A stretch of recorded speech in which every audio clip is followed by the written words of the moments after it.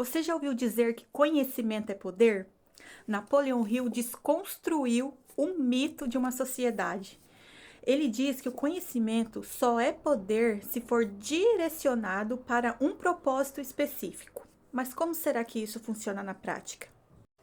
Primeiro, a gente precisa entender que existe dois tipos de conhecimento: o conhecimento geral, que é o acúmulo de informações que mantemos na nossa mente, que estudamos, todos os conhecimentos que temos, e o conhecimento especializado, ou seja, quando sabemos para onde estamos indo, nos informamos de conteúdos, de conhecimentos que nos levam do ponto A até o ponto B.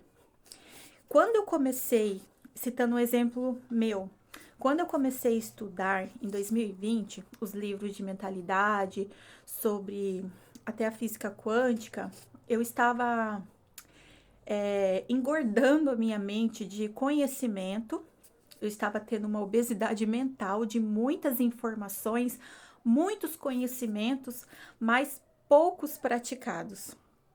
E quando eu comecei a estudar o livro novamente, porque antes eu apenas lia os livros, eu obtive os conhecimentos, mas eu não praticava muito pouco, na verdade. Eu mais falava do que praticava. Então, para eu ter certeza de que esses conhecimentos eram válidos, eu precisei praticá-los. E nesse ano de 2026, eu decidi retornar aos estudos agora, não apenas ler, mas retornar aos estudos e praticar no meu dia a dia. Alguns conhecimentos que eu obtive através das leituras, eu pratiquei e deu super certo, funcionou. Só que com a correria do dia a dia, eu acabei deixando muita coisa para trás, muitas informações soltas no ar. Nesse ano eu decidi que eu vou colocar em prática esses ensinamentos e vou compartilhar os conhecimentos dos livros para que assim eu reforço aquilo que eu estou aprendendo e de lambuja entrego a informação para quem estiver me vendo e me assistindo. Então, assim, ó, quando eu comecei a estudar, eu tinha um conhecimento geral daquilo que eu estava estudando, porém não praticando. Então, não era algo sólido, era algo que estava somente na minha cabeça. Agora eu decidi praticar. Então, eu tô focada no livro de Napoleão Hill, como vocês podem perceber, tô sempre falando dele. E aqui ele traz o conhecimento especializado, que é focar naquilo que a gente quer estudar somente conteúdos relacionados àquilo. Então, eu decidi estudar física quântica, mentalidade, neurociência e a fisiologia e a biologia. Por quê? Porque os três juntos têm um poder imenso na mudança de paradigmas, na mudança dessas crenças limitantes e na mudança do nosso comportamento, tanto com a comunicação com nós mesmos, quanto com a comunicação com as pessoas em nossa volta e até a própria comunicação com Deus. Porque se nós não sabermos como nos comunicamos, geramos ruídos e esses ruídos não nos levam ao objetivo onde queremos estar. Então aqui ele traz que o conhecimento, ele é sim poder em potencial.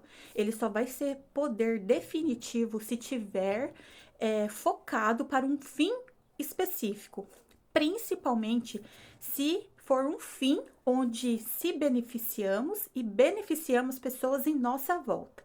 Então eu pensei, o conhecimento em si é maravilhoso e muitos me beneficiaram. Então eu vou compartilhar para beneficiar as pessoas em minha volta. Então esse é um ponto muito importante que ele traz aqui no livro.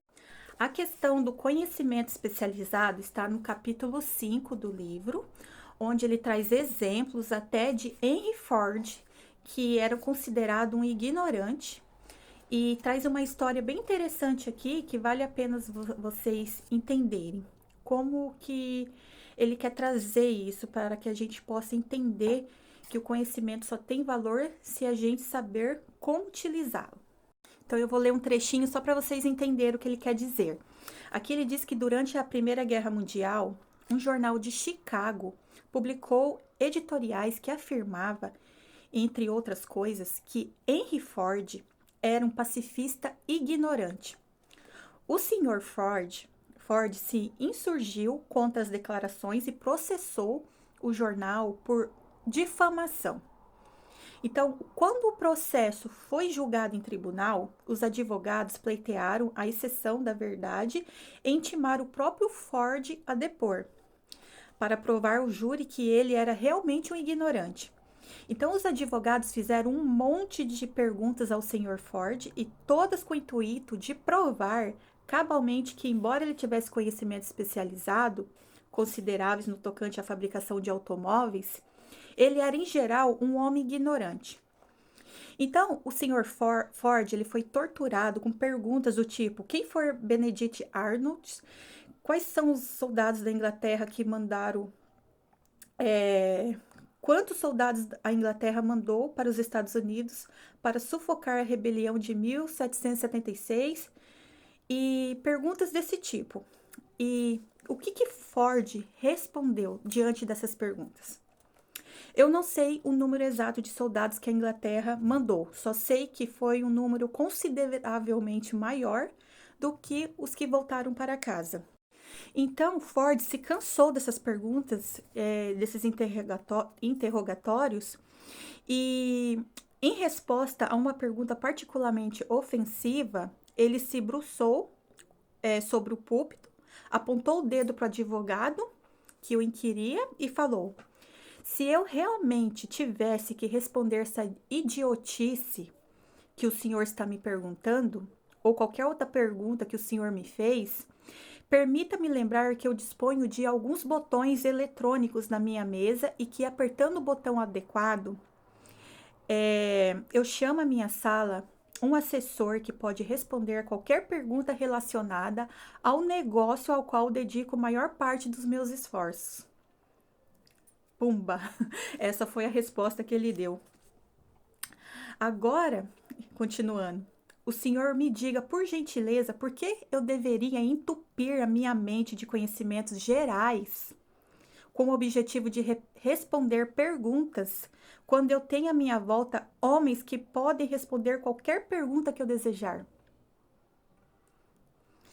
Olha, certamente havia muita lógica nisso, nessa resposta. Então, o advogado ficou totalmente passado. Todos os presentes no tribunais ficaram percebendo que aquela não era uma resposta de uma pessoa ignorante, mas de uma pessoa educada. Então, o que ele quer trazer aqui pra gente é que nós, quando dispomos dos conhecimentos necessários para um fim específico, não precisamos encher nossa mente de conhecimentos gerais, de coisas que não vão nos agregar nada em nossa vida. Então, eu lembro muito que uma vez pediram o telefone de Albert Einstein e ele pegou o número no bolso e passou. Aí algumas pessoas questionaram como que um homem tão inteligente não consegue decorar um número de telefone. Ele falou que a mente dele estava, tipo, reservada para acumular só o conhecimento daquilo que ele estava realmente interessado. Então, ele não enchia a mente dele de conhecimentos que ele poderia, qualquer pessoa ajudar ele, no caso. Então, assim, eu achei bem interessante, resolvi compartilhar para vocês.